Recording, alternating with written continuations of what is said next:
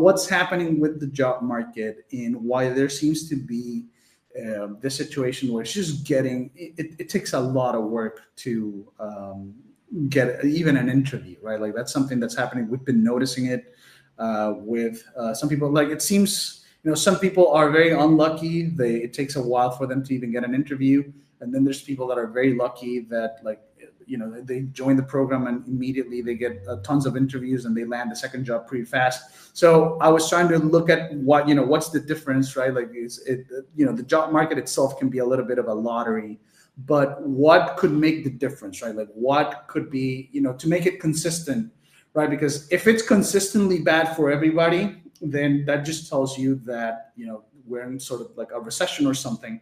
Like nobody's able to find a job. But if it's inconsistent, where we're noticing some people in different industries, different levels of experience, different roles, right? Like or let me put it like this: like some people like in the same industry, same role, but there's one of them is able to, lock out, be lucky and then land a job quickly, and the other one is struggling.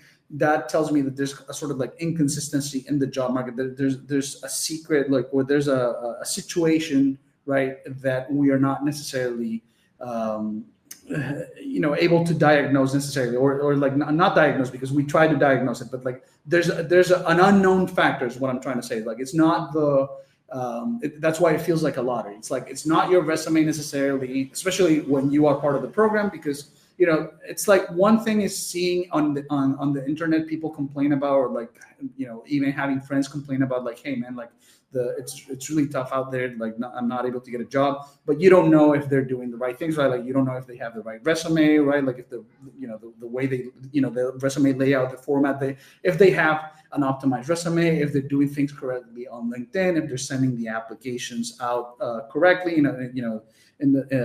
having the application time averaging of like not, because you see a lot of the time people say online, like, hey, I sent 500 applications and didn't even get an interview. And then when you see their breakdown of the numbers, it's like they concentrated all the applications in a very short amount of time instead of like spreading them out. So there's a lot of variables, right?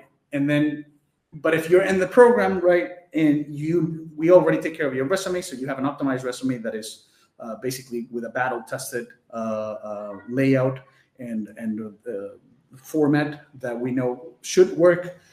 You are doing the right things of having your LinkedIn optimized. Like you're doing all the right things, you're following the advice, and then we're still seeing inconsistent results in the sense of like, again, we can have two people in the same industry, applying to the same type of roles, but one of them succeeds very quickly and the other takes a little bit more work. So what I'm trying to get at is that when the job stacking team was looking at the situation, we tried to diagnose what was wrong with the job market, and we came up with what we think is the answer in a new method, a new approach to apply for jobs. So basically, what we're seeing is that there is an inherent inefficiency. There's an inherent inefficiency in the way that the job market works. So if you think about it, if you think about a market, right, like just a regular market, the market is composed of sellers and buyers, right? The buyers are people that are looking, obviously, the buyers have money, they have capital. They go into the market because they're interested in buying something, purchasing something that will fulfill some sort of need that they have. Sometimes the buyers don't even know what they need, right? But they're still going in the market to buy stuff. And so like the point is the buyer has the money, they're looking to buy something. And then you have the seller, which they may or may not have money, right? Like, obviously there are businesses that have capital and money, but let's say that the primordial or the core definition of what a seller is somebody that has a product that the intention is for them to sell it, right? Like they're not looking to buy anything in the market. They may buy something to make the selling easier, right? But their main role is that they're out there in the market to sell something, right? So usually how do things work? Like how do you reconcile buyers and sellers? Well, usually, right, like in most cases, the logical thing is for the seller right? Because the seller doesn't know who's a buyer in the market, right? Like the seller doesn't know who's going to buy, right? And so, or where his buyers, his potential buyers are, what we call leads, right?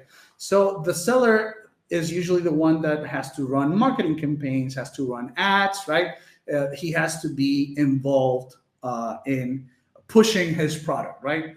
The buyer does not push his money, right? Like unless he's in, oh my God, like what do you call it when you're like saying, I forgot the name of when you say something like this, sold for 500. You're in an auction, like that's like completely blanked on the word auction, right? Like unless you're in an auction, right? Like which most in a regular market, most buyers are not in an auction. They're just buying commodities, whatever. The buyer is not necessarily pushing the fact that he's a buyer, right? Like the ones that push, the pushers of commodities, of merchandise, are the sellers. So this is a regular market, right? Like there's nothing fancy about this, nothing mysterious about this. So what's the problem with the job market? The problem with the job market, this is an inherent inefficiency, but it has been exponential. Like it has become more problematic as time has gone on, right? But right now, what's happening with the job market is, or let me rephrase, like not right now. Again, this is an inherent inefficiency of the job market. So let me put it like this. What's happening with the job market, or the inefficiency with the job market, is that the roles of buyer and seller are reversed. So the companies, the employers, they're the buyers. They're the ones that have money. They're the ones that you could say metaphorically or even a little bit, a dash literally, they go out and buy people, basically. They're out there, right? Like they want to hire people. They want to hire workers because they have the workers will fulfill a particular role, a particular need for the production, in the business of the buyer. But employers are the ones that have the money, and they're the ones that are buying. They're not, they're selling in another market. In the job market, employers are not selling positions, right? Like you don't pay money to go work for an employer. They pay money to buy people, basically to pay for people to go work for them, right? And so the employers are the buyers, and yet they behave in the job market as if they were the sellers. They're the ones that have marketing teams. They're the ones that have a sales team that have a qualification process that that put you or put employees or prospective employees leads, that put leads, that qualify the leads, right? You get on a call, right? Like if in a regular market, right? Like the seller, right? Like for instance, this program, right? Like I'm selling this program. I want people to join the program. So what do? I run ads on social media and other platforms. And what do I want you? What do I tell you to do in those ads? Go schedule a call with my team, and then we'll qualify you. We'll qualify you to see if you're a good fit for what we're buying. For what we're selling, right? This is the same thing that employers do. They put ads of like, hey, I'm hiring people, and they have teams of they have sales teams, which are the recruiters, that then put you through basically like a sales funnel. They qualify the candidate, this is the job, this is the audition, this is the job interview, this is sending the resume, right? So again, the point is, remember, the point in this is that the inefficiency is that the roles in the job market are reversed. The buyer is acting like a seller, and then the seller, which is the employee is the one that doesn't have money but has something to sell. Right, like you have to, you have your skills, your time, your labor to sell to somebody. Then employees don't strictly act like buyers, but they act a little bit like buyers in the sense of like you don't run ads for your resume, you don't run ads on yourself, you don't try to push your brand. Let's put it like that, right? Like you are a brand. You don't try to push your skills, your brand to employers, right? Like it doesn't exist, right? Like there's no channels where employees can run their ads advertising how good they are at their job and how, they should schedule an interview with them to qualify how good they are, right? Like it's just not done. Employees, while there is a little bit of like that seller role in the fact of like, well, you go out there and you sell, you send resumes. That is kind of like, marketing, right? Like you go out there, you send resumes, you try to get noticed by the buyer.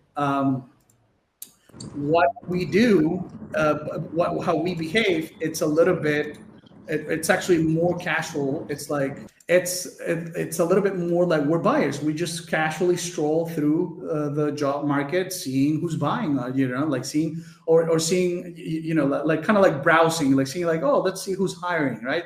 The point is that there's no active like marketing efforts on the side of the employee. So this is happening right now. This has happened since there's let's say a job market, an industrial job market, post-industrial job market. Like this has always been the case, right? But right now, that inefficiency is killing the job market, is making it very difficult to find jobs, because whereas before in the past, the employer, actually I skipped a little bit of explaining why this is a problem. So why is it a problem that the roles are reversed? Like, why does it matter, right? Like, well, maybe, the employer is not being, things are maybe not as efficient as they could, but things seem to work out. Like, what's the big deal with employers acting as sellers when they're actually buyers, and employees acting as buyers when they're actually sellers? So on the side of the employee, it's not such a big deal, because like I said, it's not like, we still act a little bit like sellers, like we still fulfill a little bit our role. The problem is on the side of the employer. And to illustrate what the problem is, what I can tell you is, like, imagine, right, like you are in like an open air market. Imagine you're like in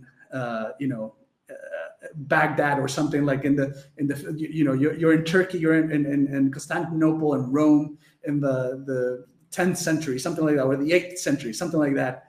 And you're in an open air market, right? Like traditional open air market. They're selling nuts, they're selling jewels, they're selling horses, camels, anything. Like, it's an open air market. And imagine that in this market comes a very rich individual, right? A buyer, and he yells in the middle of the market, I have money to buy. I want to buy things.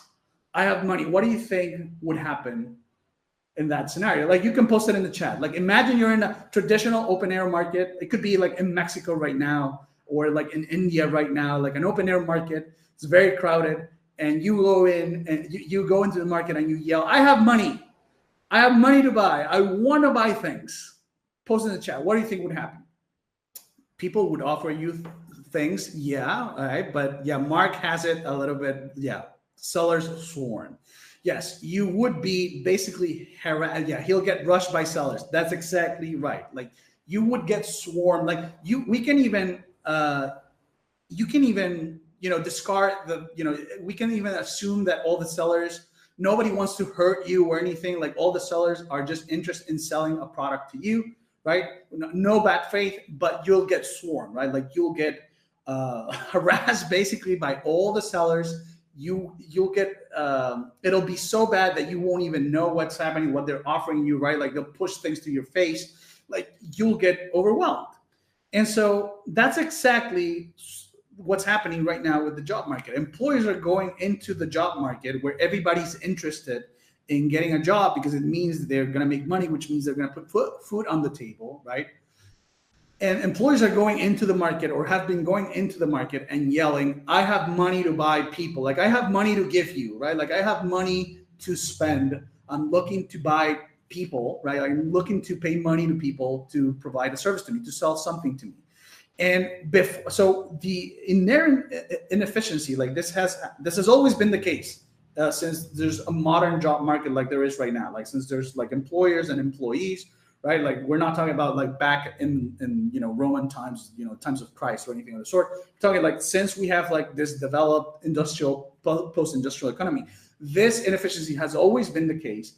But in the past, it's like employers would still yell in the market like, hey, I have money to buy. But because there were geographical, physical limitations, they wouldn't, the swarming, the overwhelming amount of people wouldn't be as much, right? Like, it wouldn't be overwhelming is what I'm trying to say. Like, the swarming of the sellers, of the people trying to get hired by, get their products sold, bought, wouldn't be as bad as it is now. Now with the internet, they're yelling, like they're coming into like the biggest market ever.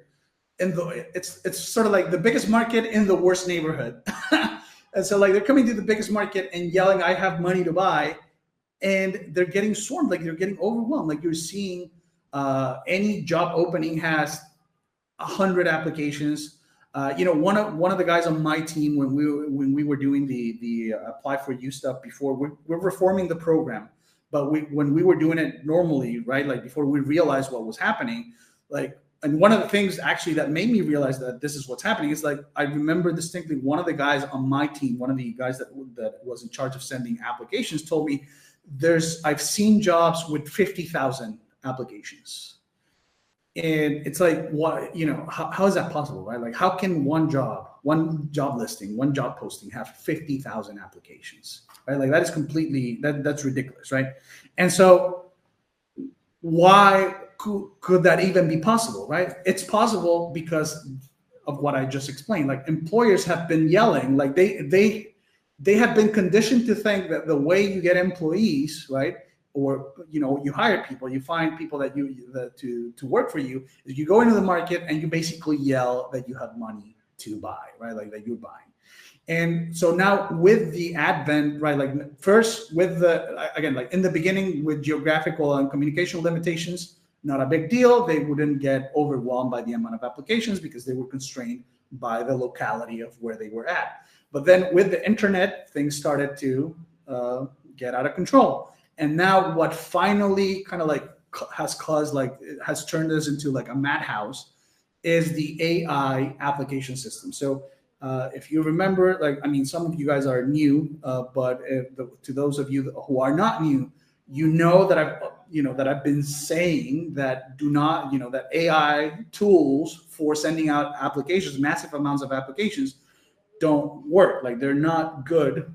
And it was for practical reasons on your end, but now they're even worse in the sense that, like, they have completely clogged the entire pipeline of the job market, right? So, like, now an employer goes into the market, he yells, "I have money to buy," and there's like literally robots that are looking into that signal to send thousands, hundreds of applications, and so your application is not getting seen. So, like, you can send 1,000 applications, right?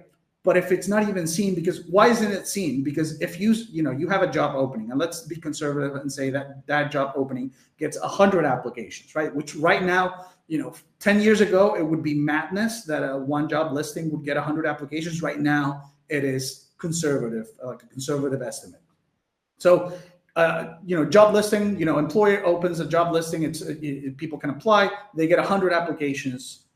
They're not going to look at the 100 applications. Like, recruiters, they don't have an army of recruiters going through the applications. Like, the recruiter is going to go through maybe the first 30, right? Like, being generous.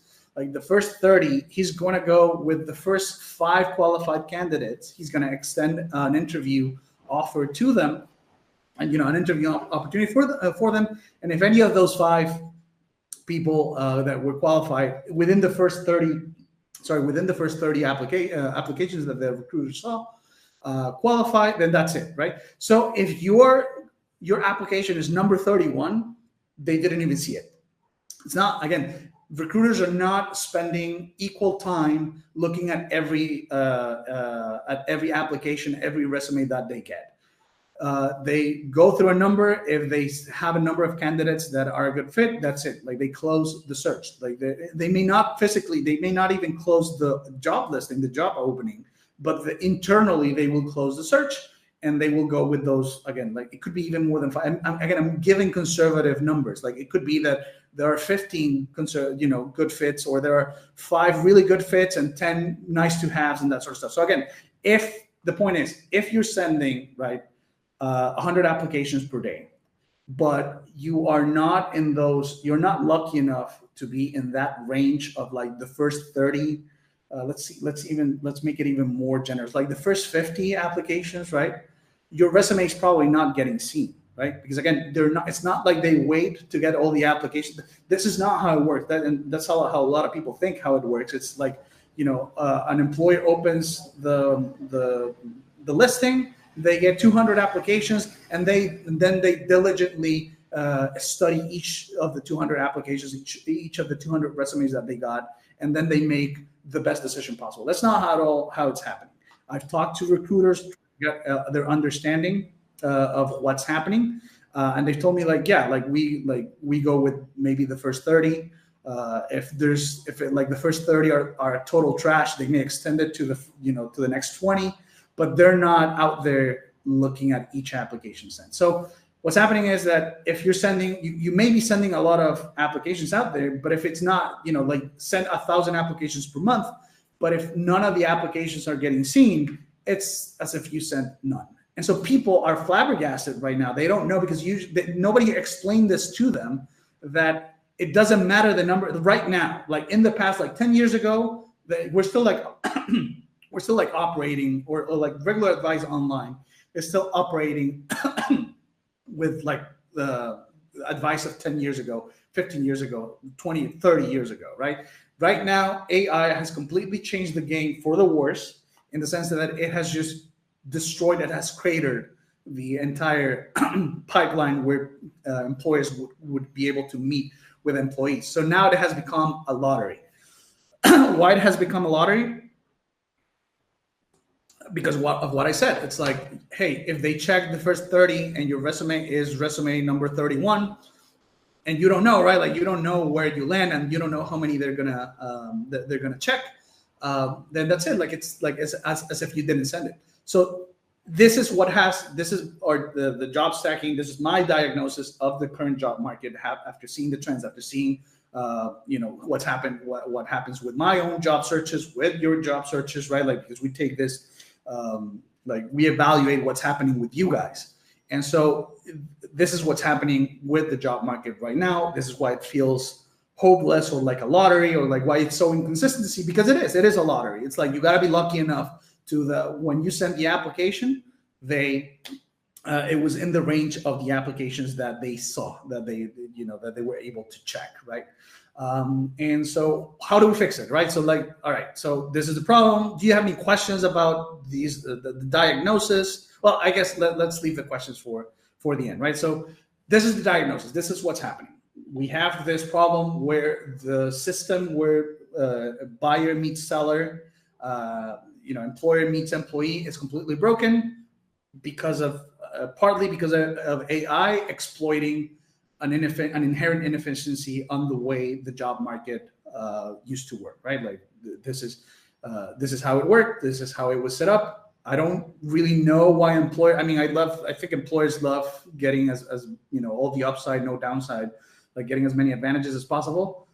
But it seems like it was like on accident that this happened. So how do we fix it? Like, what do we do? Right. So right now, the best approach is to basically, instead of sending more applications doesn't help you. So the fix to this situation is not like, oh, I'll just send even more applications, or I'll just pay for one of these AI services and spam applications. It's like a lottery. Maybe, at the margins, you'll see some more success, but you want to be consistent, because, it's like, again, think of it as if it was the lottery, right? Like, what do you do to win the lottery? Well, if you buy a couple tickets, then, your chances are not as good. If you buy, 2,000 tickets, then maybe your odds are a little bit better. They're still not good, but they're a little bit better, right? Like at the margin, but you're not coming up, like just buying more lottery tickets. You're not creating like a system, like a consistent system to guess the lottery numbers and win it, right? So again, like the solution is not sending more applications, because that's just like buying more lottery tickets in a sense. Now, what's the advantage? Like, what can we do? Well, that we can't do to win the lottery. What we can do is try to be a little bit more aggressive and try to contact recruiters directly, like the people in charge of the job listing, the job posting, the job hunt.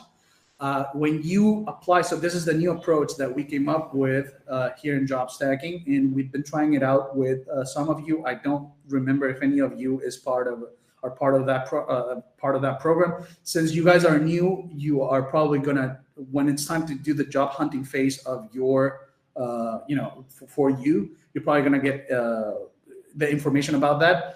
But we've been testing it with some of the of the veterans of the program, let's put it like that. Well, or some of the people that have been in the program for some time. And I tried it myself first, which is basically you send out your applications. You got to cover the basics as usual, right? Like you got to have the optimized resume that we give you. You got to have your presence on LinkedIn, on your resume uploaded to Indeed, that sort of stuff, and you got to have your consistent job hunting, like sending applications protocol, right? Like of sending a couple applications, or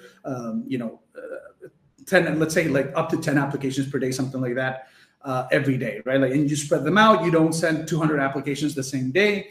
It's all in the guides, right? Like, again, if you're not in the job hunting phase of the program, you don't necessarily know what I'm talking about.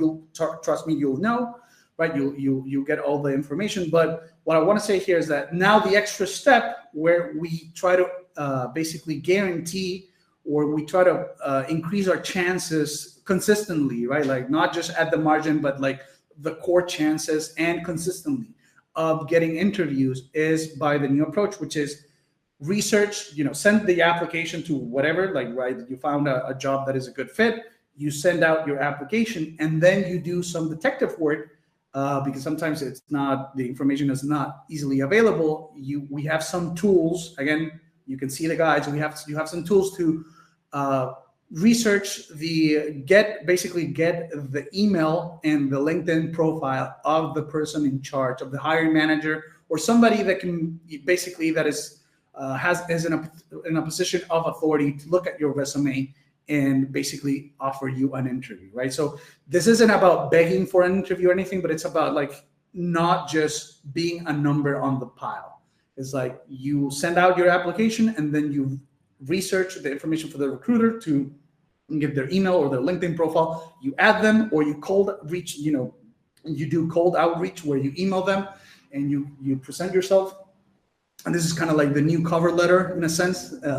And you tell them like, hey, I applied to this open position that you have. I believe, I'm a good fit for X, Y, and Z, like more similar to a cover letter, right? And that way, what are we accomplishing with this? It's like it's not like he's going to hire you on the spot because you reach out to him, but to the recruiter, but he's going to have you on his mind. He's going to remember the guy with this name, the resume, and it's kind of like you're hacking the queue of resumes, right? Like suppose that your resume was number 31st, but because you're reaching out directly to the person, now it's kind of like, like your application may still be number 31, but you send your resume through an alternative means. Then you're basically hacking, like you're cutting in line, basically, right? Like you're going in and cutting in the line of the application sent, so that you make sure, right, as much as you can, that your resume is actually at least looked at, right? Like, because you want your resume to be looked at, right? Because there's obviously, if they look at it and maybe you're not a good fit or whatever, then right, tough luck, right? Like it's not every job, you're not going to get every job. But if they don't even look at it, you're not getting any job. If they look at it, then there's a chance that they contact you. And to look at it, they got to remember you. You got to be a name. You got to be something. They got to be able to attach your name to something. You got to be exist to them, basically, right? Like if your application number 31, they don't even get to you, they don't know you exist, you are not, you're not getting any chances. So this is the first approach. It's a little bit more time consuming than just sending out applications, a bunch of applications, because you got to do the research, right? Like you got to try to figure out the email, the person, or sometimes you don't even know who the person is who's in charge. So sometimes you're like reaching out to somebody that may not even be the one that's assigned to the position that you're applying to, but it's still somebody within the company. It's like, the point is that the core of the approach is that you're no longer praying, spraying and praying that your resume gets seen. You're actively putting yourself out there, right? Like this is the closest that we have right now to like walking into the manager's office and like shaking his hand firmly and like looking him in the eye and telling him like, you're a good candidate, right? If the company's local to you, then maybe you can try that, but it's not consistent in this day and age, right? Like especially with remote work, with remote jobs, you're applying to companies all over the place, all over the country, sometimes all over the world. So what you want to do is basically not maximize the number of applications sent, but maximize the number of applications seen. All right. And then it's just a matter of like, if you get the interview, then it's just a matter of nailing the interview. And, in the program, we help you with mock interviews. We help you basically do well in the interviews. So yeah, so that is my little presentation on what to do. Again, what the status of the job market is right now. My last or my previous presentation before the end of the year, before the end of 2024, was on the future of remote work, which is actually looking good. So I recommend you watch the recording if you haven't already, and it'll complement this one, because I'm not talking about remote work or like the future of remote work or anything of the sort. That was the last presentation. This is specifically about diagnosing the issues with the current job market and why it just feels like, it just feels like a lottery. It feels like, hey, I got lucky, or I feel very unlucky. Like I keep buying tickets, lotto tickets, and not winning. It's like, yeah, that's how it works. Yeah, you buy the tickets that you don't win. You send applications and you don't get hired. That's how the market is right now.